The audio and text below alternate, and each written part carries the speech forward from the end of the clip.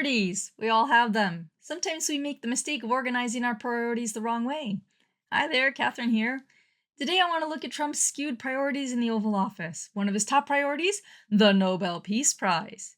Hey, don't get me wrong. If I ever won the Nobel Peace Prize, I would be incredibly honored. However, I suspect that is pretty darned unlikely. In the meantime, I just like to help out people at the local level when I can. It just seems like common courtesy. Some examples include I let another driver go after traffic made it difficult for them to pull out.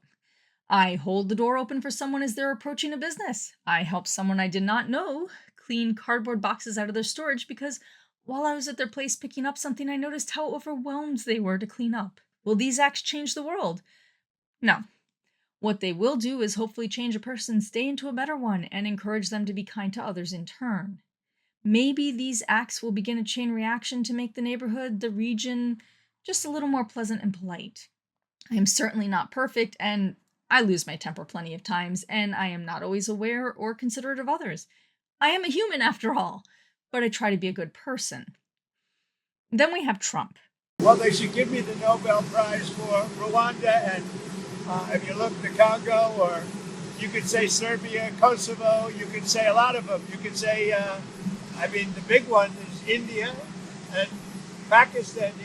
I should have gotten it 4 or 5 times. I should get it for the, I would think the Abraham Accords would be a good one too. But they won't give me a Nobel Peace Prize because they only give it to liberals. When you take a look at all of these wars that we've stopped, and they said, just look at that. India, Pakistan, Thailand, Cambodia, Armenia, Azerbaijan, Kosovo and Serbia, Israel and Iran, Egypt and Ethiopia, Rwanda and the Congo, right? We stopped all of them. And 60% of them were stopped because of trade. Like with India, I said, look, we're not going to do any trade if you're going to fight. And they have nuclear weapons. I stopped. And then I was told that if you can stop Russia and Ukraine, you should get the Nobel Prize. I said, well, what about the 7 others? I should get a Nobel Prize for each one. Now, after ending all of these wars and also earlier negotiating the Abraham Accords, which is a very big thing for which our country received no credit, never receives credit, everyone says that I should get the Nobel Peace Prize for each one of these achievements. He is obsessed with winning the Nobel Peace Prize. This is evident in all the conflicts he is suddenly so invested in, even ones that America would not normally get involved with. According to his press secretary, Trump has already stopped 6 wars. The president has now ended conflicts between Thailand and Cambodia, Israel and Iran, Rwanda and the Democratic Republic of the Congo, India and Pakistan, Serbia and Kosovo, and Egypt and Ethiopia.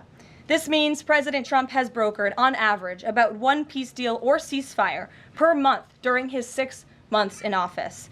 It's well past time that President Trump was awarded the Nobel Peace Prize.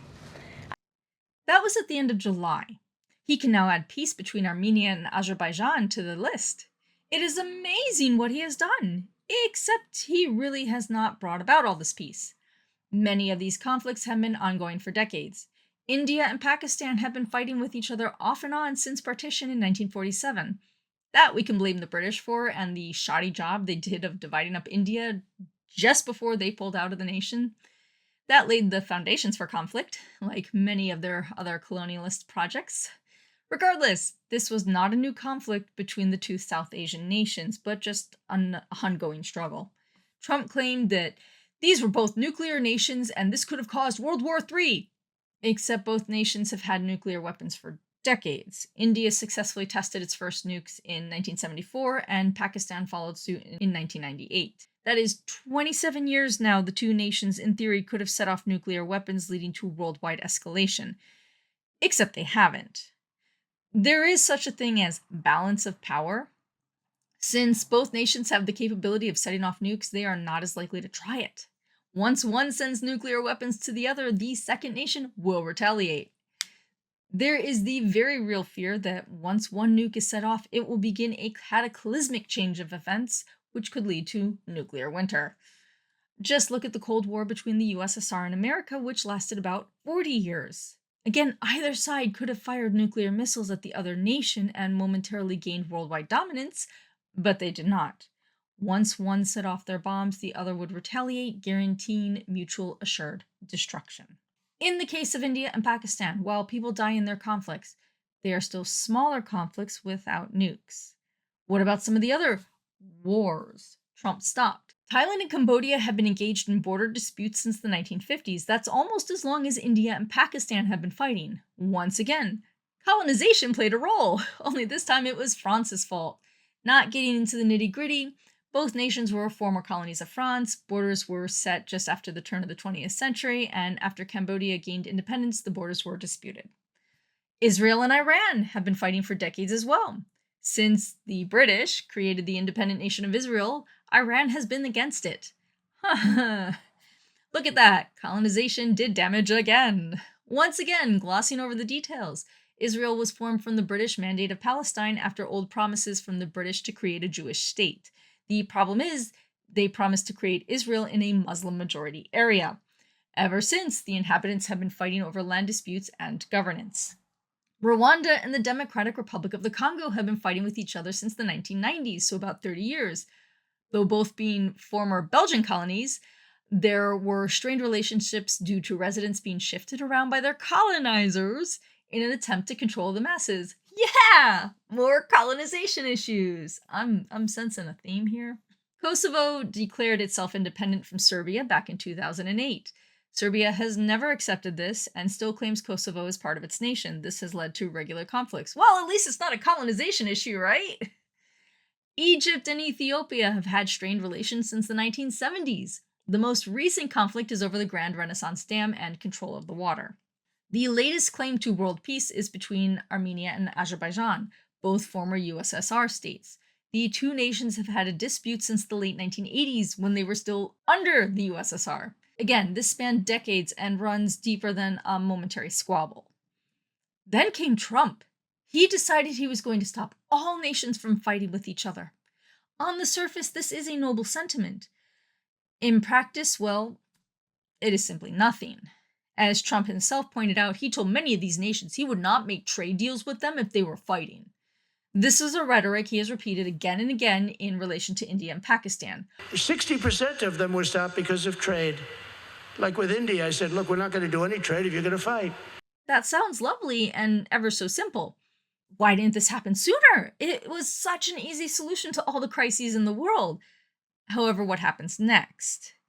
Pakistan brokered a trade deal with the US. Part of the deal in the US will help develop Pakistan's oil reserves. That sounds like a success. What about India? Well, that did not go quite as well. Trade talks between the US and India devolved because India will not stop purchasing Russian oil. Now, India has been hit with 50% tariffs. Granted, there is still the chance this turns around, but at the moment, there is no incentive for India to follow America's demands and not continue in scuffles with Pakistan. Trump has shown again and again he does not stick to the deals he makes. Just look at the agreements he made with Canada and Mexico in his first term. While India may sit down and sign a paper to help initiate trade talks, there is no guarantee Trump will adhere to them. Thus, there is no reason for India to expect to uphold their end of the bargain. In turn, Pakistan will not simply sit by and allow for India to attack them in the hope that Trump will support them. As for Trump strutting about all the wars he stopped, what about the two biggest? He made promises before he was elected he would stop the war in Ukraine before he even entered office. Then he would stop it within 24 hours of entering office. Then he said it was obvious he couldn't stop it that quickly. When he met with Zelensky, he verbally assaulted him in the Oval Office. Then Trump complained that Putin was causing trouble. Then Putin respected him. Then Putin was attacking Ukraine while lying about attempting peace. Trump was going to give Putin 50 days to stop the war before he hit Russia with sanctions. No, wait, that was reduced to only 12 days. Well, the 12-day deadline has passed, and of course, no new sanctions have been placed on Russia. After all, Trump is likely to meet with Putin very soon and make a deal to broker peace, just like he was likely to meet very soon with Putin a few months ago. Once again, he has not included Ukraine's President Zelensky in these talks. Instead, he did meet with Putin in Alaska, but they didn't broker a deal. But that should be coming soon. Oh, no, wait. No, the latest is Putin is hanging out with China and North Korea and plotting against America, and sanctions are going to be coming soon. They're ready for the second phase. What about Israel and everything happening in Gaza? Trump was adamant he was going to settle the Gazan conflict once and for all. You know, that conflict which has been happening since 1948? People around the world are calling for an end to the systematic starvation and attacks on Gazans. Yes, Hamas is bad news. Again, not disputing this, but the citizens are the ones slowly being killed off in Gaza. Now, Netanyahu declared Israel will take over Gaza and pass it to a chosen Arab government when Hamas has been cleared out. Well, as we have seen with other wars in the Middle East, that is not so easy. There is also the concern that Netanyahu has no real intention of giving back the land that his nation has been encroaching on and claiming over decades. It says something when even Germany is now condemning this and cutting off sales of arms that can be used against Gazans. Germany has been very quick to support Israel after decades of national guilt over the Holocaust. Yet, this is going too far for Germany. Now, where is America in all of this? Oh yeah, Trump was frustrated with the conflict and pulled out of talks. Nah. Or no, now the latest is, oh, there's going to be a deal very soon. I think we have maybe a deal on Gaza, very close to a deal on Gaza. How are you? Hello, Peter. And it's looking like we have a deal on Gaza. And we'll let you know. Look at the successes versus the defeats. There is a very clear pattern here. The smaller nations who quickly come to the peace table with Trump are heaped with praise for doing the right thing. Trump and his administration tout his victories. Meanwhile, any bigger conflicts that have major repercussions on the rest of the world and take real effort to bring to peace, he quits. Trump is all about the easy wins. He does not have the staying power to bring about real peace.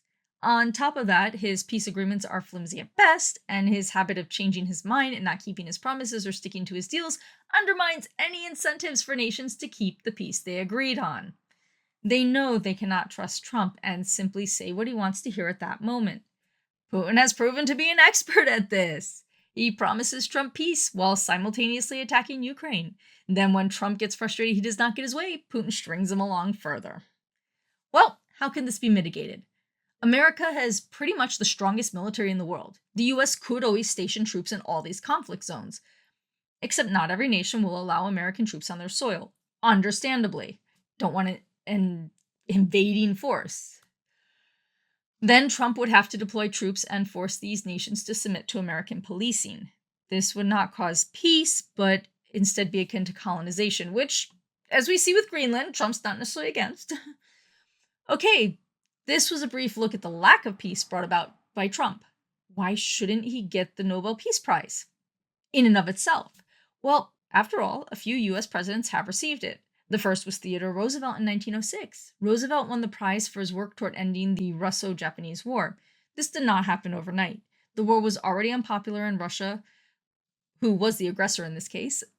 After embarrassing defeats by Japan and a lack of importance to Russia over the land fought over, most were ready for the war to end. Roosevelt offered to mediate the peace treaty, and this was accepted. He offered to mediate, and it was accepted. He did not threaten anyone or force his way into the conflict. In 1919, Woodrow Wilson was awarded the Peace Prize for his foundation of the League of Nations. This is big. He was not credited with ending World War I, but the formation of the precursor to the United Nations.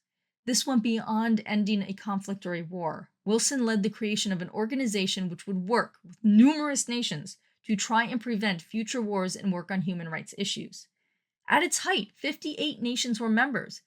Granted, the League did not succeed in preventing wars, nor did it fix the world's problems. It started falling apart in the 1930s when a number of nations left or were kicked out. Then World War II happened, and the League dissolved at the end of the Second World War. The United Nations essentially replaced it in 1945 and currently contains 193 nations. Wilson did pretty well in helping set up the League. It set the example for the United Nations to follow and improve upon. In 2002, Jimmy Carter won the prize. He had been out of the presidential office for 22 years at that point. It was not his presidential work which garnered him the prize, but work through his foundation, the Carter Center. The Carter Center focuses on human rights and helped eradicate infections by guinea worms in numerous countries. That's not too shabby. Then Barack Obama was awarded the prize in 2009. Okay, this one was controversial. Obama was awarded the prize not long after assuming the presidency. However, the prize was for work he engaged in before he was president. The reason behind the award was Obama's work toward nuclear nonproliferation. He reached out to the Muslim world and attempted to build better relations through diplomacy. Again, this was a disputed award. Obama's work was positive, but did not show any clear results. It should be noted, though, what Obama did was not in an attempt to win the award. He did not say he did not get credit for his efforts, nor did he say he deserved to be awarded for his efforts. He did a good job. After seeing why the 4 past presidents received the award, line them up next to Trump. Roosevelt mediated peace to end a war the aggressor wanted to step back from. He gave them an out. Wilson created an international organization which attempted to prevent war. Carter created a foundation which focused on human rights and helping humanity. Even Obama was in the process of preventing nuclear weapon growth in the world. Then there is Trump. He basically told a bunch of nations if they want to make a trade deal with America, then they need to sign peace deals. That's blackmail, plain and simple. That is not diplomacy. This is not an attempt to work through long-term issues. It is a bully leader of a large nation, which these smaller nations depend on for trade, threatening the smaller nations. Okay, if the end result is peace, that is excellent. I certainly have no complaints on that front. However, as mentioned earlier, India already has little incentive to uphold the peace. The trade deal they were working on was tossed aside and they were hit with 50% tariffs. The other nations he threatened have been squabbling for decades with lulls in the fighting. Unlike the Russo-Japanese War, these are not active constant battles. The nations which Trump promised to end the war in that are engaged in constant battles, Russia, Ukraine, Israel, Gaza, he keeps backing down on those. These conflicts are too difficult for him to get signatures overnight. In response to his supposed victories, Trump complains he will not get the credit for all he did to bring about peace. He constantly brings this up and acts like he's a martyr. His administration brings this up and says Trump should receive the Nobel Peace Prize. There is absolutely no humility in the man or his administration. Instead, there is the whiny child jumping up and down and crying out for others to give him a big treat. Now. Okay, this is all just a big show. It doesn't have any real impact. Or does it? What we see now is national and international leaders trying to curry favor by nominating him for the prize. So far, Trump has received 5 official nominations for the prize. One of these could be understood to be for the right reason. Anat Alambek, a law professor, nominated Trump for his aid in the release of Israeli hostages. Not bad. The rest, however, are quite frankly less honorable in their nominations. Buddy Carter, a Republican member of the House of Representatives, nominated Trump for preventing Iran from obtaining a nuclear warhead. That's not bad, but Carter is one of Trump's loyalists who tried to overturn the 2020 election and still claims the election was stolen. Carter is not exactly the most credible individual. The Pakistani chief of the army staff, Asim Munir, nominated him for his work to de-escalate the conflict between India and Pakistan. Keep in mind, this was 1 month after the peace treaty was signed by the two nations and before the trade deal was signed for Pakistan. Before the trade deal was signed. This was a political move to try and get in Trump's good graces to get a good trade deal. It's not legitimate at that point. The latest one came from Hun Manet, the Prime Minister of Cambodia. The nomination came just after talks of peace between Thailand and Cambodia, again, while trade talks are ongoing. It is very clear the reason for this nomination. The biggest one came from Benjamin Netanyahu, the Prime Minister of Israel. Israel is reliant on weapons from America. With all the backlash about how Israel is handling the conflict with Gaza, there is the very real concern that the United States may not continue to support Israel in their efforts.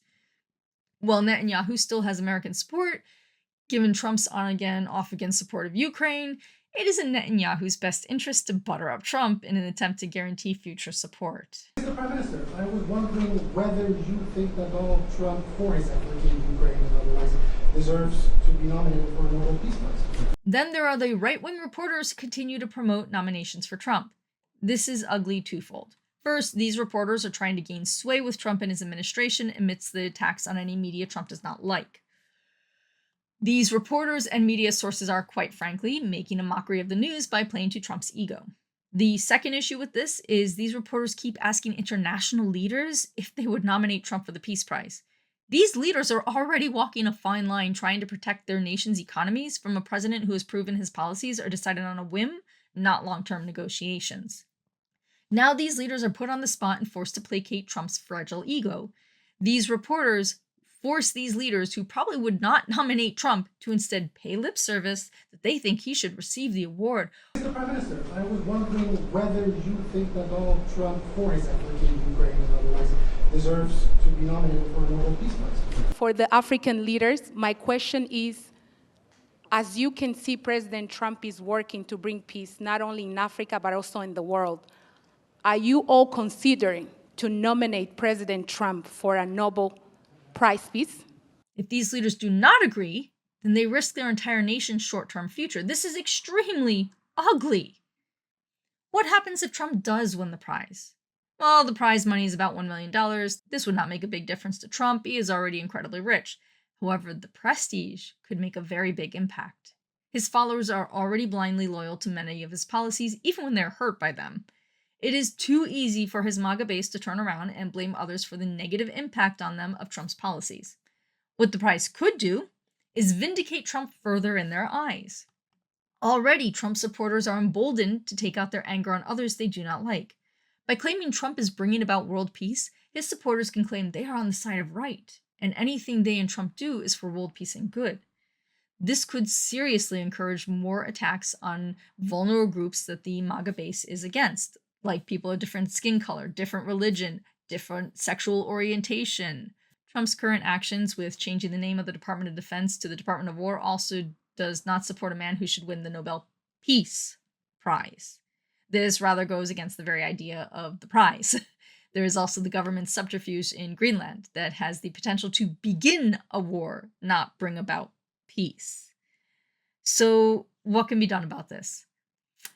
Well, if people could write to the Peace Prize Commission to nominate Trump, why can't people write to the commission to dissuade them from nominating Trump? Yes, the odds are Trump will not be nominated, but help make world news. Show the world that the masses are not in support of Trump and what he is doing. Show them that we do not see him as deserving of such a great honor. And of course, shape your future.